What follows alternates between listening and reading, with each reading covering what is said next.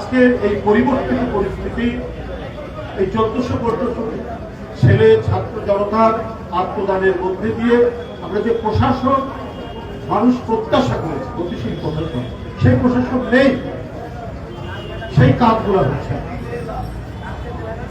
মানব সেবার মহত্তম দায়িত্ব নিয়ে অন্তর্বর্তীকালীন সরকার কাজ করবেন। আর গণতন্ত্র যাতে আর কখনোই বিঘ্নিত না হয়, রাস্তার মধ্যে মুখ থুবড়ে না পড়ে, তার জন্য যে সংস্কারগুলো করা দরকার, সেই সংস্কারের প্রতি সম্মতি সবাইকে জানে। এই নিয়ে তো আর কথা বলার দরকার নেই। কিন্তু এইটার কথা বলে, এটা ধোয়া তুলে নির্বাচনকে প্রলম্বিত করা, গণতন্ত্রের যদি মুখ্য উদ্দেশ্য হয়, তাহলে নির্বাচন বিলম্বিত হবে কেন?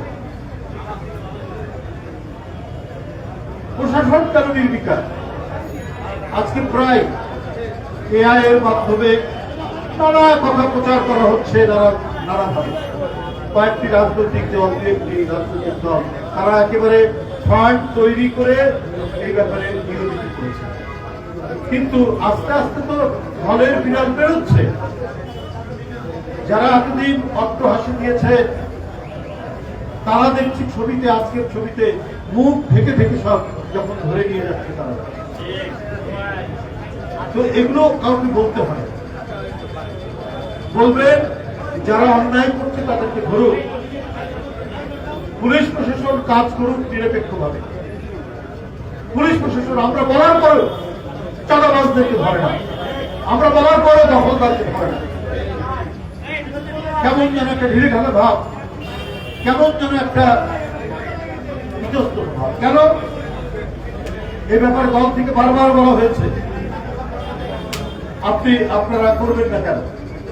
আপনারা তো রাজনৈতিক দল করেন। আমার বিএনপির নামে যদি কেউ অন্যায় করে,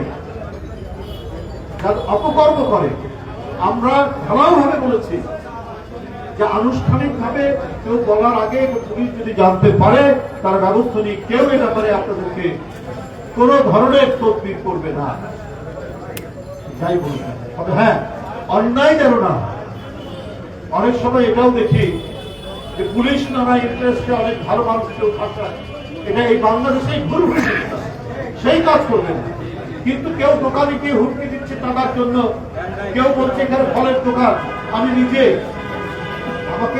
আমি জানতে পারলাম যে বিএনপির নাম ধরে চেহারা দেখেও আমার মনে হয় এই রাজধানীর একটি এলাকায় ফল বিক্রি করে, সে ফলের দোকানের কাছ থেকে গিয়ে টাকা চাচ্ছে, টাকা পাশে দিতে হবে। আমি গিয়ে সেখানে দাঁড়ালাম, বললাম যদি কেউ এসে বলে তা আমার বলবে ঠিক আছে, ফলের দোকান ঠিক আছে।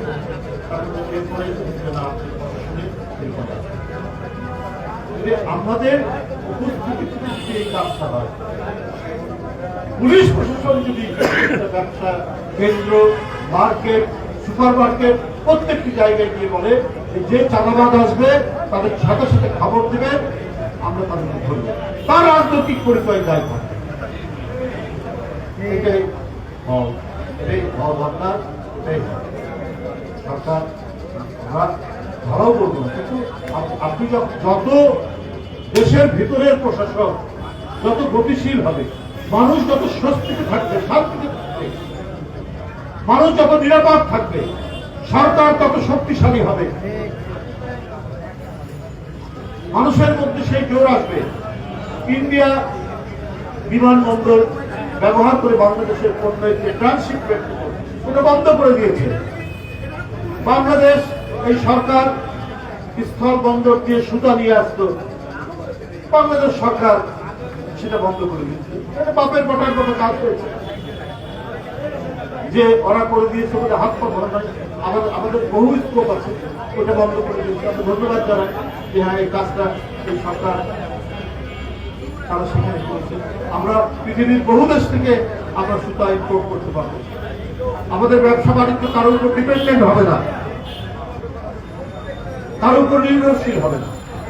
পৃথিবীর বহু দেশে তুলা উৎপাদন হয়, তার সাথে বাংলাদেশ গিয়ে কথা বলবে, সেখান থেকে সুতা নিবে, কটন নিবে, এবং আমাদের টেক্সটাইল, আমাদের গার্মেন্ট আরো সেটা বৃদ্ধি পাবে। এই জন্য জাতীয়তাবাদী স্পিরিট থাকে। আমরা ওই সিদ্ধান্তের নিন্দা জানাচ্ছি। আপনি আমাদের 35% ট্যাক্স ক্যারি সার্ভিস, যে ট্রেড ব্যালেন্স করার জন্য বাংলাদেশ 25টা বোয়িং বিমান কিনবে। ভালো কথা, এত বোয়িং বিমান আমরা রাখতে চাই, কিন্তু আপনি যুদ্ধ বিমান কিনেন না কেন? আমার সার্বভৌমত্বের উপর তো অনেক সময় চ্যালেঞ্জ হয় নানা দিক থেকে। আপনি 2-3টা ইয়ে কিনেন, কি বলে যে বই কিনেন, অসুবিধা না, কিন্তু যুদ্ধ বিমান কিনেন, যত বেশি পারা যায় কিনেন, ট্রেড ব্যালেন্স করতে হবে এভাবে কিনেন। আপনি আপনার সামরিক সরঞ্জাম বৃদ্ধি করুন এবং সামরিক বাহিনী সে স্থল হোক, নৌ হোক, বিমান হোক, তিনটাই আমাদের শক্তিশালী করতে হবে।